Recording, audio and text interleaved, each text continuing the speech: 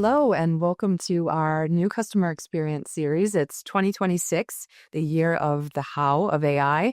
And I'm here to explore the impacts of AI on customer engagement and how that impacts our one office. So today I'm joined by my friend and fellow Bostonian and the global head of customer experience at Genpact, Sachin Pai. So welcome, Sachin. Thanks for coming. Thanks very much, Melissa. Very excited to be here. We are really excited to dive into the impacts of AI on customer experience. So let's get right into it. I'd love to hear from your experience, Sachin, day-to-day working with customers, how you're seeing agentic AI reshape the day-to-day experience for customer experience and contact centers, as well as where you see the biggest opportunities for customer engagement today and the impact of AI. Great question. I think we're at a watershed moment, actually, or we will be in one very soon. So I think when you ask about what we're seeing with clients, with customers, I think there are three kind of pivots that we're doing in the market, that we're seeing in the market. One is, and I'll get to the other two shortly. The most important one is, I think, a drive from self-serve to serve by AI. And let me elaborate a little bit more about what I mean here. You've heard a lot about self-service. We've all been talking about deflecting contacts and driving customers to self-service in customer service interactions. And we think that rubric is changing and being flipped on its head. We think self-service is dead. And we think the future is really for AI to serve the customer or do things on behalf of the customer. And this is very interesting, Melissa, because what it does and what it means is it means that you're not trying to deflect contacts anymore. You're not trying to reduce the number of contacts. You're trying to get the AI to support the customer in doing what they're trying to accomplish. So let me pick a real example, if I may. Today, it takes between 8 to 11 clicks to just do something as simple as transfer money from one account to another, or create a one-time credit card number on your, let's say, banking app. This applies across industries, of course. And the only way of doing this is driving people to self-service, that someone calls into the customer service organization and we deflect the contact and it goes into self-service. And guess what you've just done? You've just offloaded that entire 11-click, 8-click process to the customer. It increases friction. It actually makes the customer, you're telling the customer, I don't want to do the work. I'm going to punt that work over to you. Sure, it was beneficial up until a couple of years ago because you would reduce that cost to serve the customer and you'd put it back on the customer. But guess what? Now we're in an era where the AI implemented appropriately with agentic systems end-to-end can actually execute those clicks and execute those transactions on behalf of the customer for the customer. So if there are two clients, one that produces that friction through self-service and one where the AI does it for the customer, as a client or a customer, I'd want to pick the one that reduces the friction and does it on behalf of the customer. So let me pause there and see what your thoughts are. And we're calling this moving from self-service to serve by AI. Yeah, I like that. And self-service is dead. You heard it here first. This is really interesting. But actually, it begs the question to me, where does the human element come in here now? And what role does empathy play? Because this has always been a big thing for me, especially in working in contact centers in my earlier career, which was there's always going to be an escalation, or there'd always be a moment where, you can't just click through. You need to talk to somebody. It's an exception, or say it's a sensitive situation. It's insurance. Somebody's just been diagnosed with something, or a loved one has passed. So, is AI going to be able to replace those moments, or will it complement them? Like, what's the role here? So really good question again. And I think the received wisdom is a little bit off track here, and let me try and explain what I mean by that. What you're going to hear across in terms of trends as of last year, or maybe even earlier this year, the first 2 weeks, is that you need a human in the loop during some instances, especially during emotionally charged interactions. And I frankly think that era is also over. And let me pose with this. Pose a question and then go on to answer it. If anyone in the audience is listening to this, think for a moment about the number one use case that consumer-facing apps, whether it's ChatGPT or Mistral or Anthropic or your favorite, or Gemini or your favorite consumer-facing generative pre-trained algorithm app, the number one use case, take 5 seconds, think about what that is. And okay, here's the answer. It's actually people asking for emotional support. It's people asking for advice and relationship management. There's a lot of research done in terms of how Gen Z and Gen Alpha are using it, teens especially. And while you might have a view on that, right or wrong, the point is that generative pre-trained algorithm transformers are at a point where the emotional connection they can draw just using large data sets to predict what the most emotionally charged response is that's going to either engage with the person on the other side is exceeding what people can do, frankly.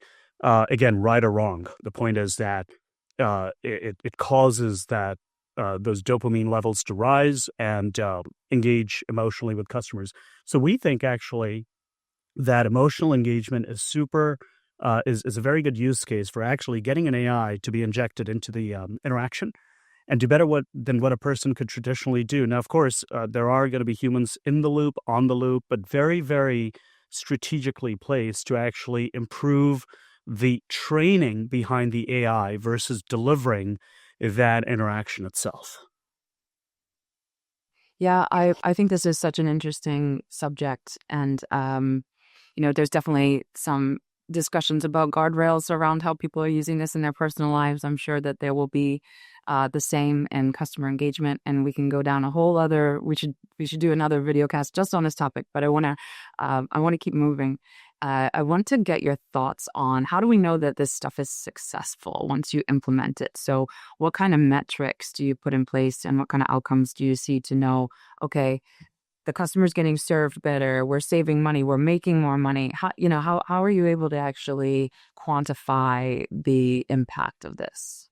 All right, so great question. So probably the most important question, actually, about business impact and about what the actual outcomes are. But one point about guardrails that you mentioned right before is also very interesting. We don't actually think guardrails are hindrances to building AI. We think that the guardrails and the regulatory framework, et cetera, actually fed into the AI during inference stage versus during training actually improve helps improve the output that the AI produces. So we think of it of guardrails as a benefit and regulation as a huge benefit in those regulated industries where you feed in terabytes of data about those regulatory frameworks that actually gets the AI to produce an outcome that's frankly more compliant than what people can do. And that dovetails right into the example, or actually the question you asked about with what are the metrics? What metrics are now being brought to the fore to actually judge and determine the efficacy of these AI systems? And here's where I'd say the third most important kind of topic really comes to the fore, which is it's not about customer service. And it's certainly not about contact center. It's more about end-to-end customer experience. And here's what we mean by this.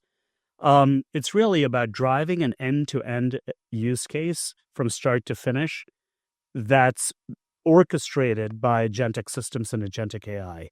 Now, this is not generative AI. This is agentic systems, which means that your AI needs to actually not just generate the next most probable word or next most probable thing to say in a conversation, but it needs to generate the next most probable action to take, and then the action needs to be taken to be able to do that. So very simple example, two examples actually. And let's say the financial services industry, let's pick insurance. We can actually impact the claim loss ratio of clients. So you're an insurance company, you charge premiums to clients and customers, and then you got to pay out claims. And the agentic system's done right.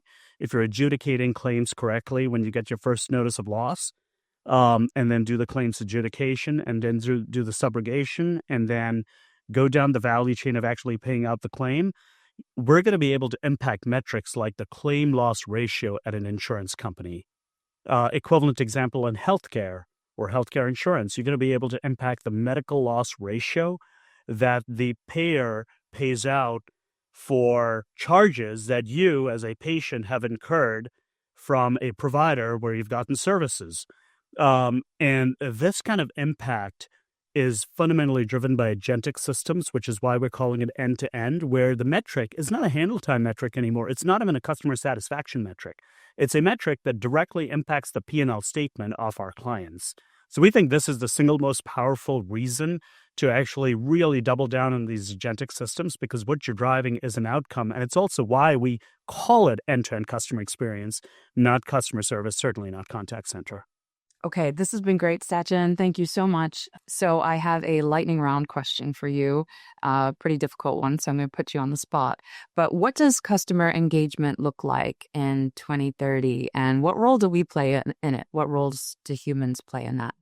I would say the next watershed moment is going to be one in which, that proverbial zero and the actual zero, when you try to engage with customer service today for any company, I'll tell you from personal experience and business experience, we see people clicking on or hitting the zero button to reach a human operator.